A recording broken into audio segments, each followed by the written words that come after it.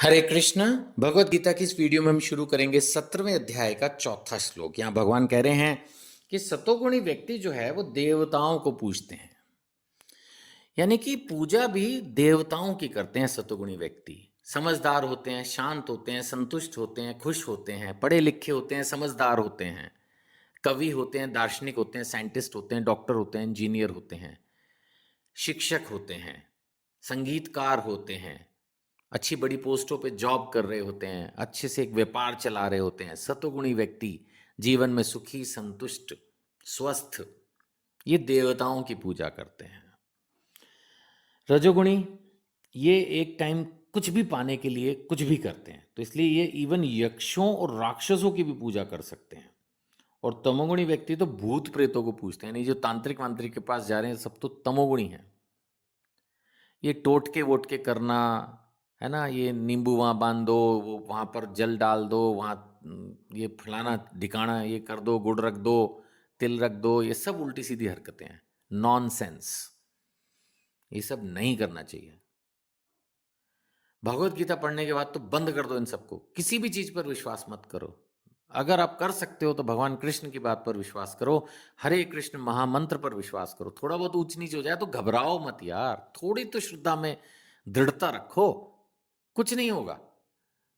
क्या हो सकता है आप खुद सोचो, आत्मा का तो कुछ बिगड़ता ही नहीं, और तुम आत्मा हो, इतना तो अब समझ ही चुके हैं, 17वें अध्याय में आ गए। कुछ नहीं होगा जीवन में, जो जाना था वो जाएगा ही, आप रोक ना पाओगे। तो कोई ये भूत प्रेत टोटके कम से कम ये तो आप छोड़ ही दो, इस पे तो भूल ही जाओ। पहली बात तो हम लोग हमेशा आपको ये सजेस्ट करेंगे कि आप देवताओं की भी पूजा छोड़ दो। भगवान कृष्ण ने स्वयं उदाहरण दिया ना, सब इंद्र की पूजा कर रहे थे, आपको ध्यान ही है। फिर गोवर्धन लीला हुई, भगवान ने यही तो समझाया, अरे देवी देवताओं की पूजा छोड़ो, आप मेरी पूजा करो, एक में ही सब कुछ है। भगवान ने विराट रूप में दिखा तो दिया, जितने भी देवी देवता हैं उनसे ही उद्भूत हैं। तो सीधा कृष्ण की भक्ति करो, हरे कृष्ण कृष्ण कृष्ण हरे हरे, हरे राम राम राम हरे हरे। तो इवन देवताओं की भी जरूरत नहीं है। तो सतोगुणी में नहीं, शुद्ध सतोगुणी बनना है, तीनों गुणों से ऊपर उठना है, यही भगवत गीता का संदेश है। चलिए और थोड़ा सा पढ़ते हैं, 5वें और 6ठे में भगवान क्या बता रहे हैं। 17वां अध्याय 5वां और 6ठा। भगवान कह रहे हैं जो लोग दंभ और अहंकार से अभिभूत होकर, ओ मैं बहुत ताकतवर हूं, अमीर हूं, शक्तिशाली हूं, दंभ और अहंकार से अभिभूत होकर शास्त्र विरुद्ध कठोर तपस्या और व्रत करते हैं, कठोर तपस्या में लग गए। अब मैं किसी भी भक्त की कठोर तपस्या को कुछ भी बोलूंगा तो बुरा मान जाएगा, अगर किसी ने मेरी ये ऑडियो वीडियो सुनी तो। बट लोग पता नहीं क्या क्या करते हैं। कहाँ लिखा भाई, क्यों कर रहे हो, किसने कहा? अपनी मर्जी से। इतनी कठोर तपस्या क्यों करनी?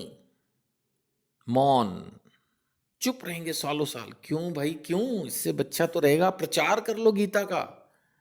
भूखे रहेंगे, ओ भाई क्यों? सोएंगे नहीं, क्यों? क्यों? कुछ भी तपस्या, शरीर को परेशान करना, क्यों? मैंने तो भागवतम में पढ़ा है, तपस्या घैन की हिरण्यकशिपु ने, वो तो राक्षस था, उसकी तो बुद्धि खराब थी। क्यों गहन तपस्या करनी है? भक्त की तरह से थोड़ी बहुत तपस्या की, वो भी सतयुग में ध्रुव महाराज वगैरह ने। आज के जमाने में तो वो भी संभव नहीं है। हमने तो आपको कभी नहीं कहा ध्रुव महाराज की तरह। ध्रुव महाराज ने जो वचन कहे श्रीमद् भागवतम में, उनको सुनो, भगवान में श्रद्धा के साथ भक्ति करो। लेकिन जो ध्रुव महाराज ने तपस्या कर ली वो हमसे थोड़ी हो पाएगी। हमने तो कभी भी आपको सजेस्ट नहीं करना है कि वो सब तपस्याएं करो, कुछ जरूरत भी नहीं लगती, मेरे को तो ऐसे ही लगता है। भगवत गीता में तो कहीं ऐसी लिखी नहीं बात। तो कुल मिलाकर इतनी भयंकर कठोर तपस्या करने की कोई जरूरत नहीं है। तो भगवान यही कह रहे हैं, जो लोग दंभ और अहंकार से अभिभूत होकर शास्त्र विरुद्ध कठोर तपस्या और व्रत करते हैं, वो काम और आसक्ति द्वारा प्रेरित हैं। कहीं ना कहीं उनके मन में कुछ इच्छाएं हैं, हिरण्यकशिपु स्टाइल से, कि इतनी कठोर तपस्या करके भगवान को फोर्स कर दूंगा कि मेरे को एक बेटा दे दे, बड़ा घर दे दे, सरकारी नौकरी दे दे, विदेश यात्रा दे दे, सुंदर पत्नी दे दे। क्या बात हुई भाई, ये कौन सी भक्ति हो रही है? तो कठोर तपस्या और व्रत करते हैं, वो काम और आसक्ति द्वारा प्रेरित हैं, मूर्ख हैं, शरीर के भौतिक तत्वों को और शरीर के भीतर परमात्मा को कष्ट पहुंचाते हैं, असुर कहलाते हैं। क्लियरली भगवान ने कह दिया, तुम मैं जो अंदर परमात्मा है उसको भी तंग कर रहे हो, आत्मा को तंग कर रहे हो, शरीर को तंग कर रहे हो, समाज को भी एक तरह से इनडायरेक्टली तंग कर रहे हो। कई बार ऐसे लोग बहुत नाटक करते हैं, फिर वो चारों तरफ भीड़ मच जाती है, देखो ये क्या कर रहा है। क्यों क्यों ये नाटक करना है? भक्त बनना है, भक्त बनने का प्रदर्शन नहीं करना है। समझने की जरूरत है इस चीज को, है ना। हरे कृष्ण।